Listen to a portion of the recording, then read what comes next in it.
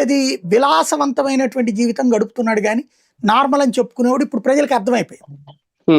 ఇకపోతే మమతా బెనర్జీ, నేను మోడీ లాంటి దాన్నే, ఆయనకి వెనక ముందు లేరు, నాకు వెనక ముందు లేరు, నేను దేశం కోసమే, ఆయన దేశం కోసమే, నేను దేశం కోసమే అని చెప్పేది. బట్ మోడీ తన కుటుంబ సభ్యులను, తన బంధువులను ఎవరిని తీసుకొచ్చి పోస్టులో కూర్చోబెట్టలా. బట్ ఆవిడ తన మేనల్లుడిని తీసుకొచ్చి కూర్చోబెట్టింది.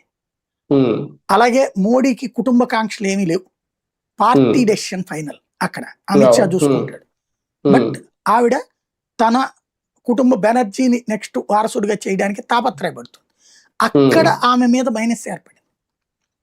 అంతకుముందు ఆవిడ నాయకురాలు, వీరురాలు.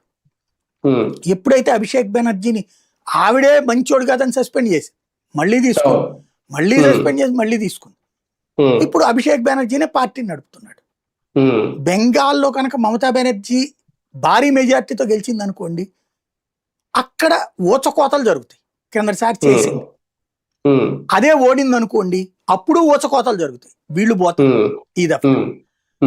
రెండవది ఏంటయ్యా అంటే, బెంగాల్లో రాజకీయంలో మార్పు అనేటటువంటిది అనివార్యం దేశ అవసరాల రీత్యా, దేశాన్ని కాపాడుకోవడానికి. ఎందుకంటే నిన్న బంగ్లాదేశ్ పార్లమెంట్ లో చర్చ జరిగింది.